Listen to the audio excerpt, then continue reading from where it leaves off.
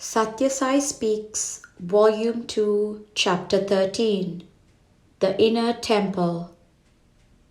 12 years ago, I remember we had a gathering of the people of Bukkapatnam here in this temple in connection with the starting of a high school for this town. The school was started and thereafter I came often, but every time since the school is outside the town, I have been coming only to the outskirts. I am glad I have again come into the town today, to this very temple, in order to light another lamp for the benefit of this place. The group of young men who collected the funds needed for the illumination of this ancient temple of Lakshmi Narayan struggled hard indeed, as their report indicates. After all, a single devoted donor could have finished the job. The temple is the repository of Sanatana Dharma, eternal universal religion. It is the heart and soul of the village. In former days, a newcomer would ask, "Do you have a temple in this village?" And if the answer is no, he would move on to some other village that had one. Today, however, the question has become, do you have a cinema hall in this village? The conservation and promotion of all the traditional institutions and customs and habits have become imperative. And I am glad that in this place the young men have taken the lead and are proving good examples to the elders. Knowledge is growing, but wisdom lags. I shall switch on the electric lights in a few moments, but remember, it is not the Lord within the temple that needs illumination, it is the worshipper. This material temple of stone and mortar might be lit up by means of a few bulbs, but really speaking, everyone is a moving temple with the Lord installed in the shrine of the heart. That shrine has to shine bright and clear. Now it is plunged in the darkness of falsehood, injustice, cruelty, and pride. It is infested by poisonous nocturnal birds of prey. The lighting up of this structure is but the symbol of the illumination of the heart, the destruction of the darkness of egoism and ignorance, so that the Lord might be revealed in all His glory. Lately, there has been progress everywhere in the material field. Schemes and plans to increase prosperity and comforts. Schools, hospitals, and factories are multiplying everywhere, but there is no peace in the hearts of people or of society. This is because there has been no corresponding increase in mortal conduct. A stick will help a man walk up an incline, but of what use is it to a person whose legs have become defunct? Material prosperity is the stick, and virtue the strength of the feet. The trouble is that knowledge is growing, but wisdom lags. There is an infection of envy, cynicism, and conceit everywhere. People have become the slave of passion and pride. They let their minds drag them wherever it will, though the word man means he who has control over the mind, manas.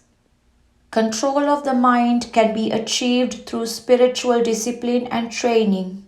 To remove dirt from a white cloth, the washerman soaks it in water, puts it in soap flakes, warms the water and beats it on a stone. He does not make it white, it is white. He only removes the non-whiteness by a certain process. So too, the individual soul is pure, but it has been soiled. It has to be soaked in good conduct and pure character, soaked with meditation on the Godhead, warmed in discriminatory wisdom, helped by reason, and beaten on the slab of renunciation. Use the temple and the worship of the Lord done here as per traditional rites for this end. Light is holy, sacred. Do not misuse it for lower ends, but give it its proper value and engage yourselves in holy pursuits. Take cheerfully all that comes to you. I was away in Uttar Pradesh from the 5th to the 28th of last month, and I found people there full of devotion and faith. Thousands go every day on pilgrimage to the shrine of Badri Narayana in spite of the expense and the dangers and difficulties, animated by devotion which gives them strength and courage. When you see them, you feel that the country is still green, that the path of God and righteousness, Dharma, is not given up, and that India is alive and strong. Moreover, the people there, though they are far away from Puttaparthi, do feel the warmth, showing thereby that they are really near, while you here see only the light and are unaware of the warmth. Devotion and faith are the result of culture and not mere physical contiguity. But I must tell you one thing. The names Puttaparthi and Bukkapatnam, surrounded by these little hills, are resounding even in the Himalayas. And it is up to you to justify that fame and that respect. A life lived in love and humility will gain the respect of all and will also be full of peace. Do not ask of life only joy and happiness, but take cheerfully all that comes to you. You cannot insist that the doctor gives you only sweet medicines. Have the hardihood to bear sorrow as resignedly as you bear joy. Remember that death is inescapable, that life is but an interlude, that the world is but a caravanserai.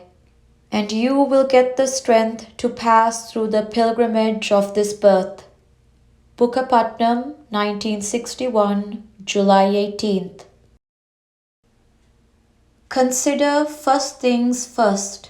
Only then can the true culture of India be restored to its old vitality. Bharat, India, has known how to exploit the mine of divine bliss, which lies in the heart of each person.